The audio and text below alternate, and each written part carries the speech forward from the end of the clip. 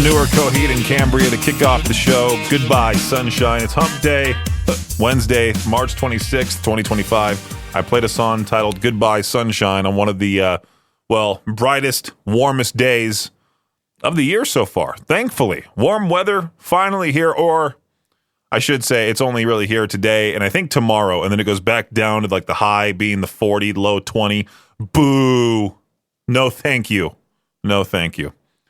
You want to start off the show? Do you want me to start off the show with a Debbie Downer of a story? I was reading here about this workout queen, this fitness influencer. She was 28. She died tragically because she was drinking too much energy drinks. Well, she was drinking 3 energy drinks a day with also caffeine pills. Yeah, all of that. No wonder, right? But it's awful. It's awful. Her mom's grieving all over the place. Her mom's grieving, and her words are spreading all over the place, thankfully, saying, hey, keep your kids away from all of this pre-workout energy drink stuff. I mean, back when I was drinking all those energy drinks, there was tons of people saying, hey, those are terrible for you. I'm like, oh, shut up. And then sure enough, heart goes into AFib, tail end of 2023. I woke up at 3 in the morning. My heart was going 140. I had to drive myself to the emergency room and get treated for it. Luckily, I take my meds for it now and everything, but it sucks, man. It sucks, and now I have to deal with that, take my 3 pills each day. It's awful, but at least I'm okay. At least I'm okay. But yeah, let's not be depressing throughout the entire afternoon show. We did have a winner for Whispering 311 this morning. I believe it was Chandler who won tickets to go see 311 Bad Flower and Sitting on Saturn live at the Portneuf Health Trust Amphitheater in Pocatello on Saturday, August 16th. Tomorrow, most likely during my show, that's when I'll be doing the Whispering 311 giveaway on the air. But if you want to sign up still, you can also sign up on the apps, the K-Bear app, the Alt app, or the Cannonball 101 app. Make sure to fill out that form before this Friday. That's when I'll close off the form, and we'll draw our winners for the online app giveaway as well. And if you want to get a hold of me tonight, or today, I should say, 208-535-1015. Peach's Pit Party will continue here in just a few. I believe the March Madness games continue tomorrow. I'll have to check in with Josh on that, or I can just simply Google it like a real person. Let's see. March Madness games schedule. Tomorrow, BYU versus Alabama, Maryland versus Florida, Arizona versus Duke as well. We got Arkansas versus Texas Tech.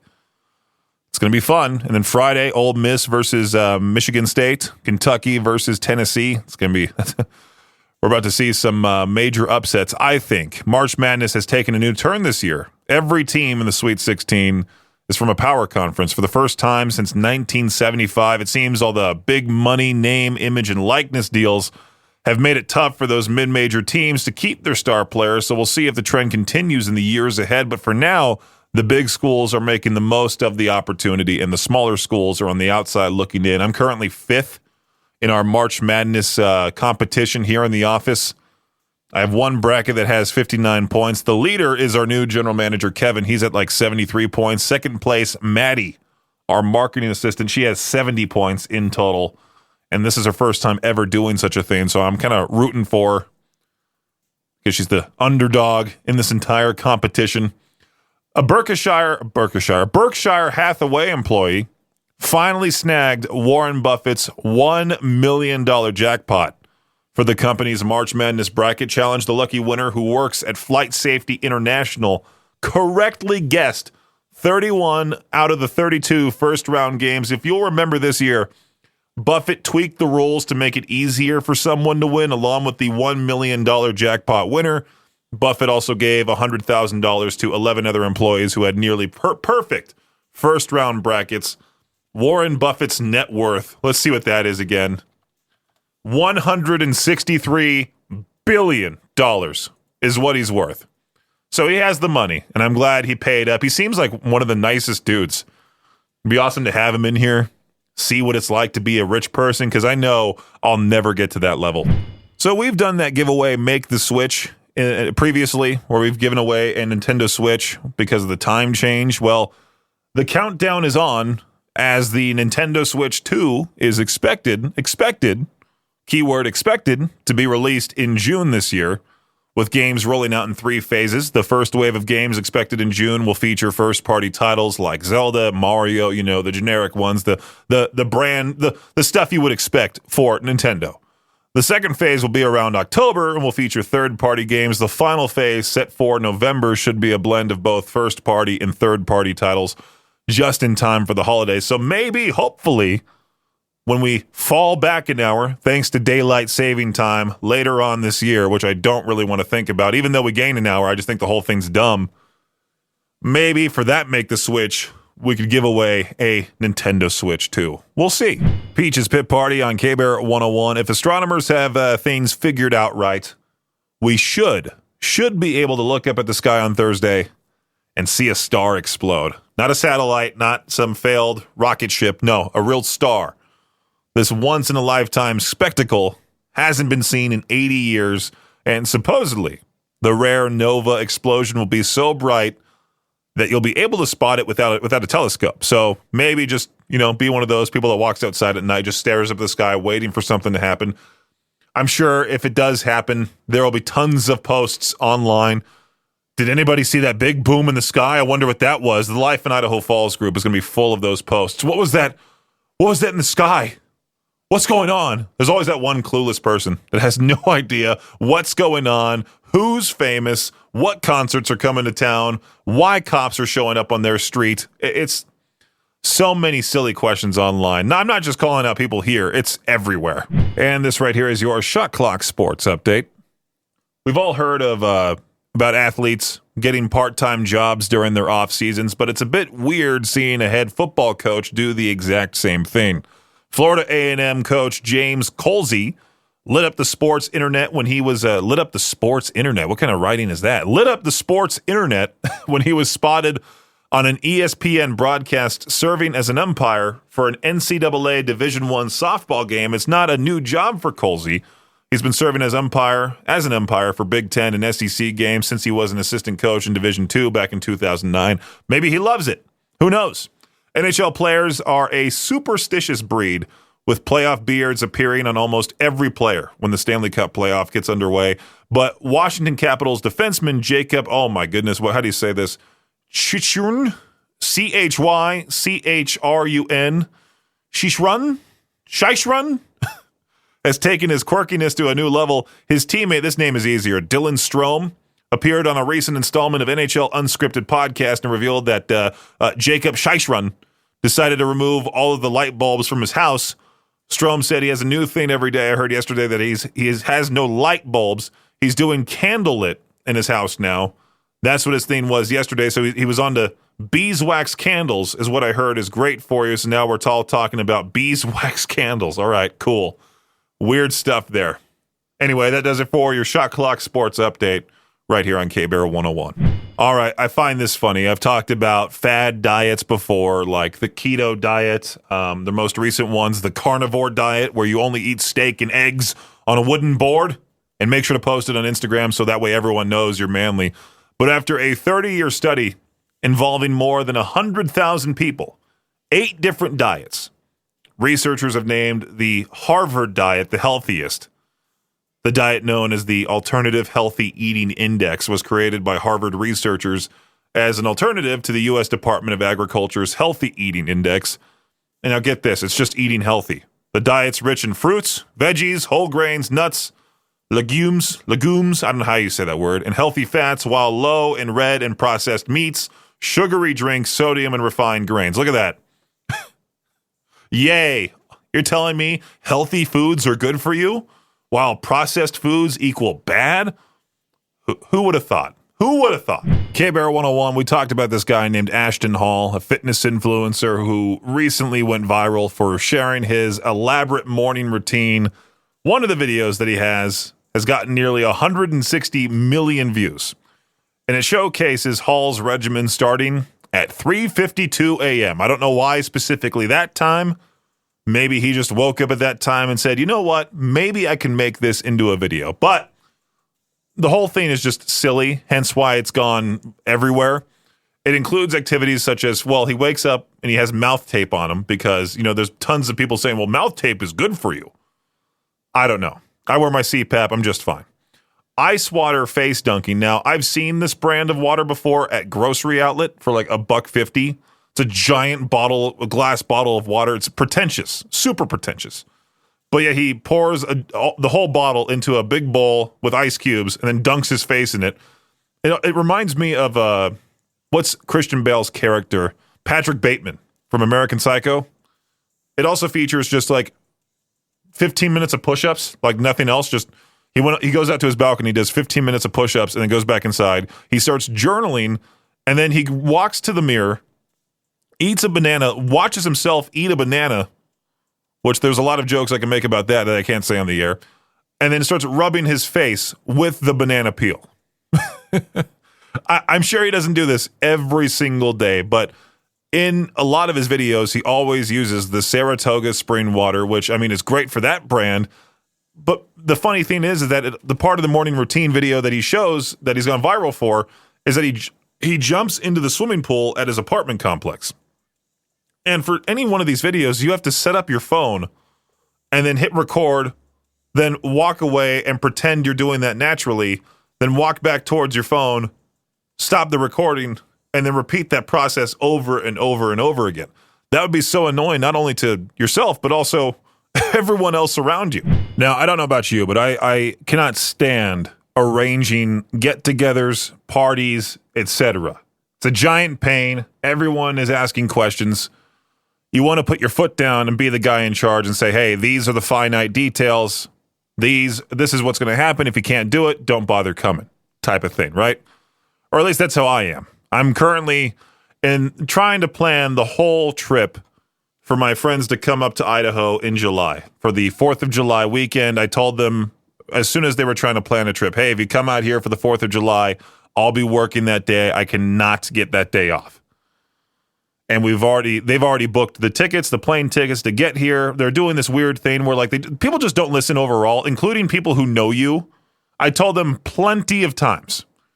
You drive down to Orange County, you fly from John Wayne to Idaho Falls. That way you land in town. I don't have to drive an hour and a half to Jackson to pick them up. I don't have to drive to Salt Lake City, out of all places, to pick them up. No, instead, they just did their own thing. The lead guy, Matt, he just did his own thing.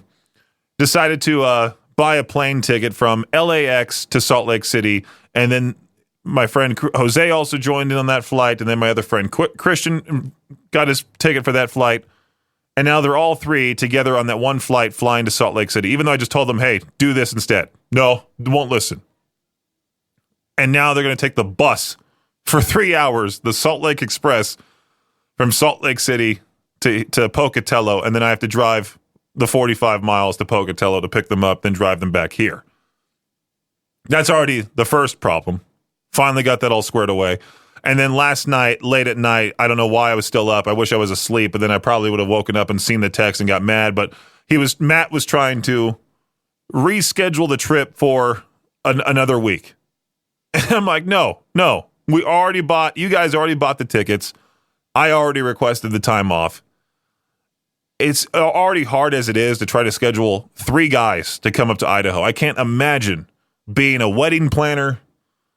Back in high school, I talked about this in the Noon Hour of Madness and Mayhem, trying to arrange all those people to be a part of the party bus that I was hosting, or that my parents, they initially bought, but then we had to get everyone else to chip in as well. Oh, that was a nightmare. I will never, ever, ever, ever try to become any party planner of any sort. All right, now this is pretty funny. I wish I had some pirate music to talk over. I'm not going to talk like a pirate. That's too much energy for right now, okay? I'll talk like my normal self.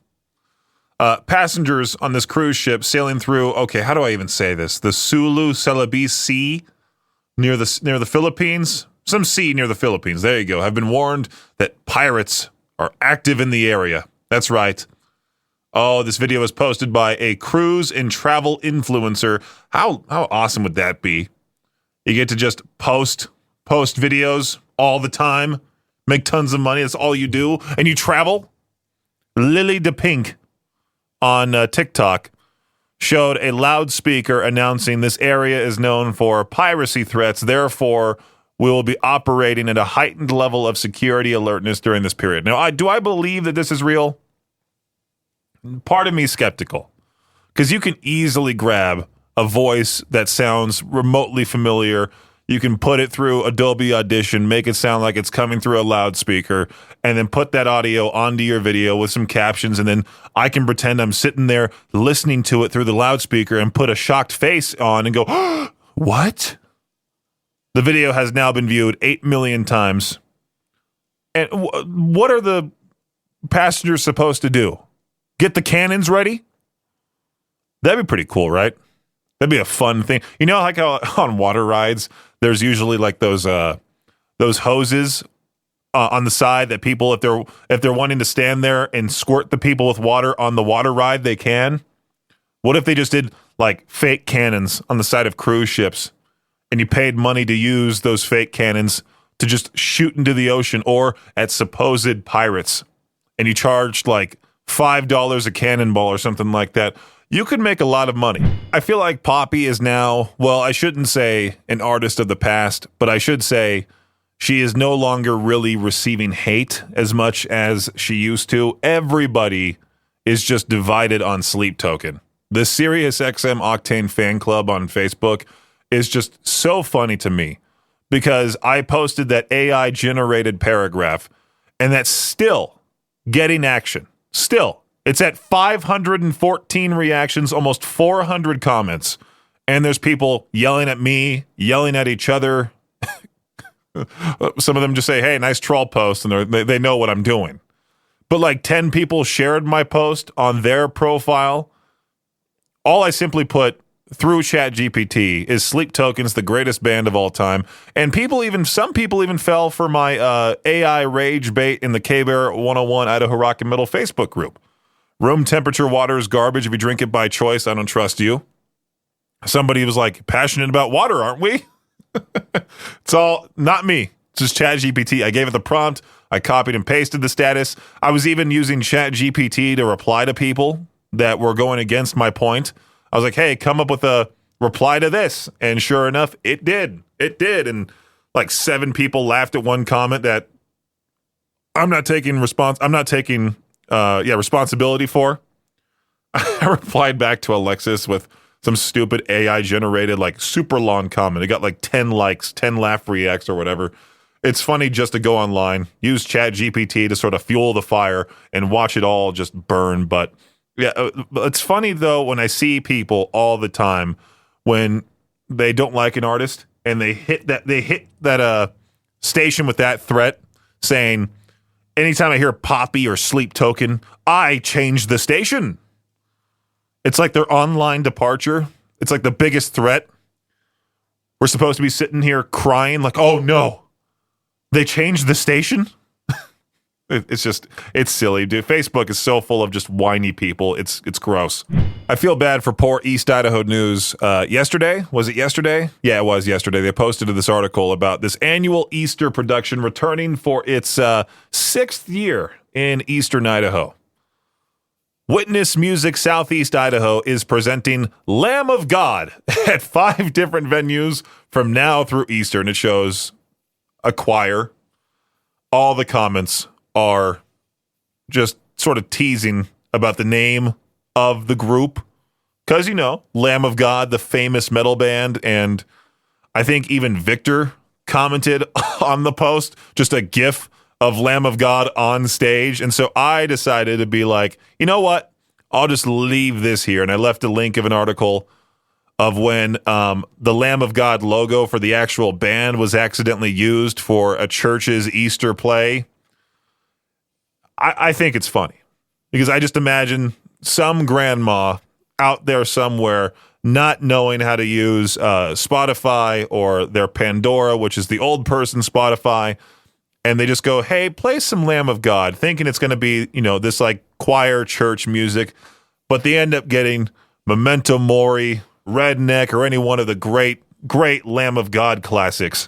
A Florida woman was caught shoplifting at Walmart by using what's become known as the banana trick, but she's facing a much more serious charge than just theft. Catherine Gordon, she was caught stealing $83 worth of groceries by peeling the barcodes off of bananas and placing them on other items to make them less expensive. She paid them at the self-checkout, left the store, but police stopped her as she walked into the parking lot and just placed her under arrest. Once she was in custody, she mentioned that there was 2 children in her car. Cops checked, found 2 young kids locked inside the vehicle with the windows closed. It's unclear what Gordon's relationship with the children is, but she told police that their parents leave them in the car all the time. The kids were taken out of the car. Gordon has been charged with child neglect in addition to theft. I want to know whose kids those are now. Did she just steal them? Or is she like that horrible aunt that the parents just give the kids to in order to have fun? Is she like a horrible babysitter? Does the article even say anything about it? No, nothing about it. Wow. Oh, okay, so yeah, I see a picture of her. She looks like, sort of resembles Jamie Lee Curtis in a way. Doesn't look all too friendly, especially in that mugshot. I think she's just mad she got caught, and now she's in a whole lot of trouble. Peach's Pit Party on K-Bear 101. If you want to win tickets to go see some MMA fighting at the Mountain America Center, the Fierce Fighting Championships are going down this Saturday.